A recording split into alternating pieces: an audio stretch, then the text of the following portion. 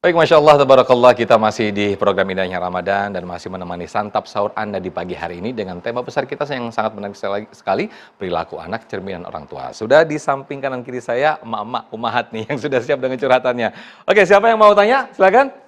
Oke, nah ini dia. Silakan, Ibu. Boleh berdiri, diperkenalkan namanya, diajukan pertanyaannya. Silakan. Assalamualaikum warahmatullahi wabarakatuh. Waalaikumsalam. Semoga Ustadz dan semua yang hadir di sini insya Allah sehat selalu. Amin. Amin. Ya Rabbal. Saya ingin bertanya Pak Ustadz, tadi kan mengatakan bahwa seorang ibu itu bagus bila mendidik anaknya ya. Anak itu lebih bagus dididik sama orang tua sebelum gurunya di sekolah atau di mana. Tapi bagi ibu yang ingin anaknya lebih baik lagi pendidikannya atau apa, kan ada yang menaruh di pesantren tuh. Itu maksudnya sih buat mendapat pendidikan yang lebih bagus. Ya. Bukan berarti kita nggak mau mendidik anak itu ya. Ya. Itu bagaimana menurut Pak Ustadz? Baik. Assalamualaikum warahmatullahi wabarakatuh. Waalaikumsalam. Terima kasih, Ibu. Ustadz Abdul Samad, fadal.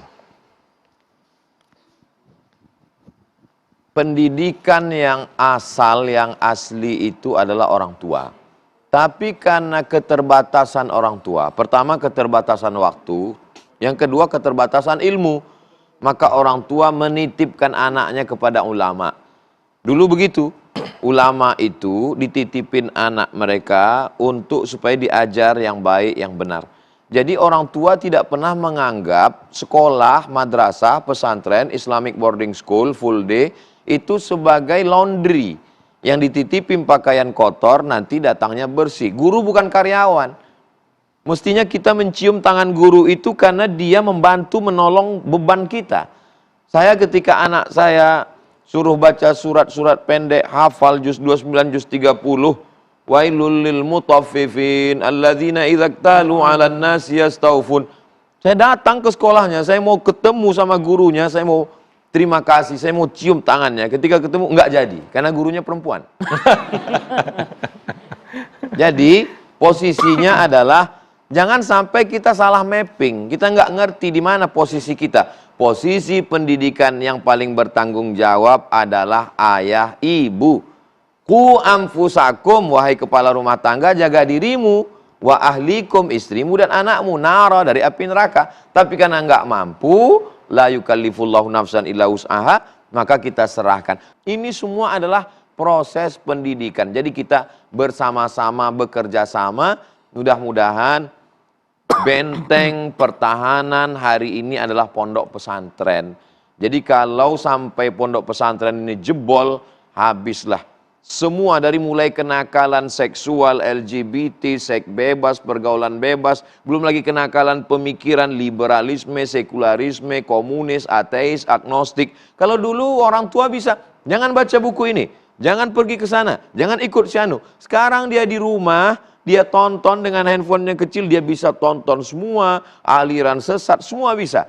Maka kalaulah kita punya kesempatan melepas anak kita ke para guru, kiai, habib, alim ulama, maka ini kesempatan yang baik. Mudah-mudahan anak-anak kita ini selamat dunia akhirat. Amin. Amin, amin. Demikian, Masya Allah. demikian. Siapa lagi yang mau bertanya? Silakan.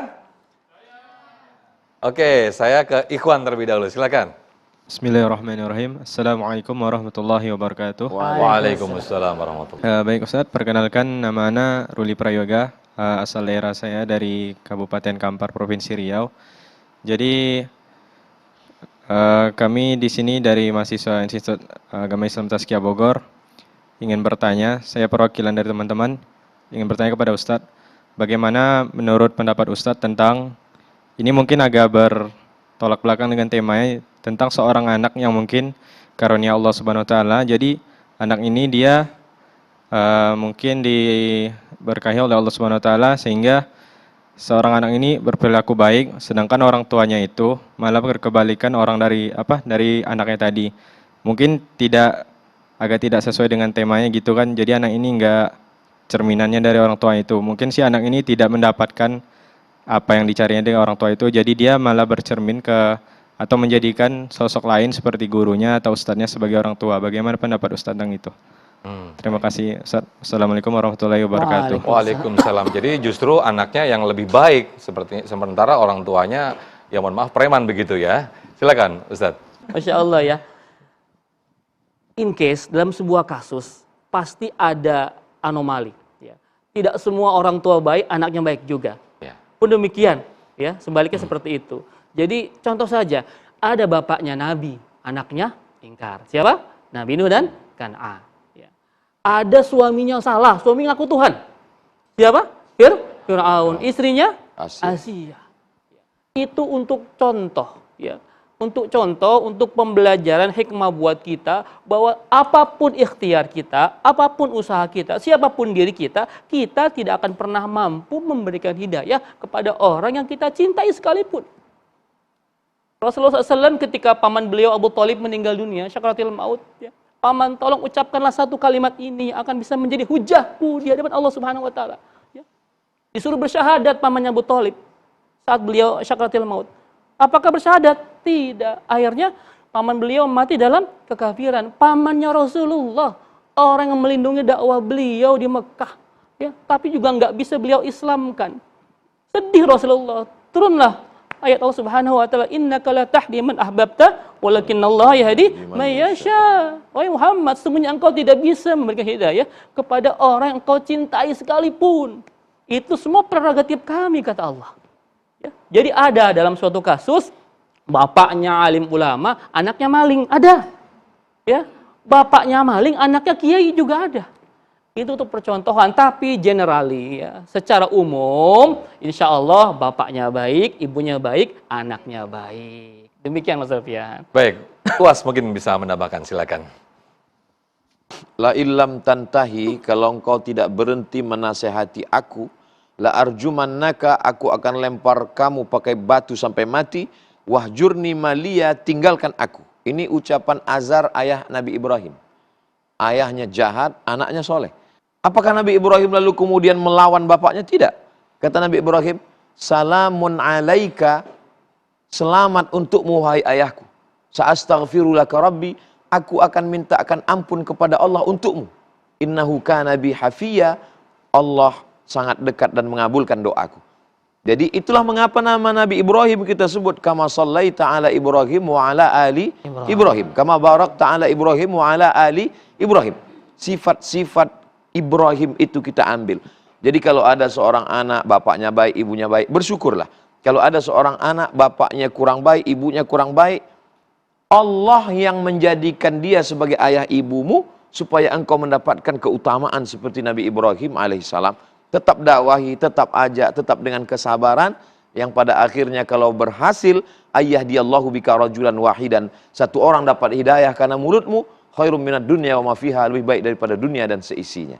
Demikian Ustaz. Masya Allah, terima kasih Uas, UHF, terima kasih atas waktunya. Ternyata sebaliknya justru cerminan perilaku anak ini, cerminan orang tua, namun justru sebaliknya, banyak juga yang terjadi ketika anak ini solih, ketika anak ini solihah, justru jadi cerminan orang tua yang nakal, orang tua yang preman, justru dia sebaliknya akan menjadi hijrah lebih baik setelah melihat sosok kesolihan anak ini. Masya Allah, mudah-mudahan kita semua menjadikan orang tua yang menjadi cerminan yang baik bagi anak-anak kita.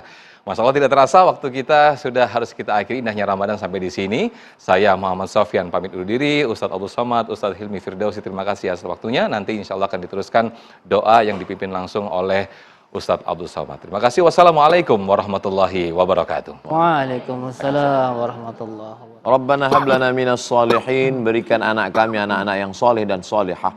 Rabbana hablana min ladunka dzurriyyatan thayyibah, berikan kepada kami keturunan yang baik-baik.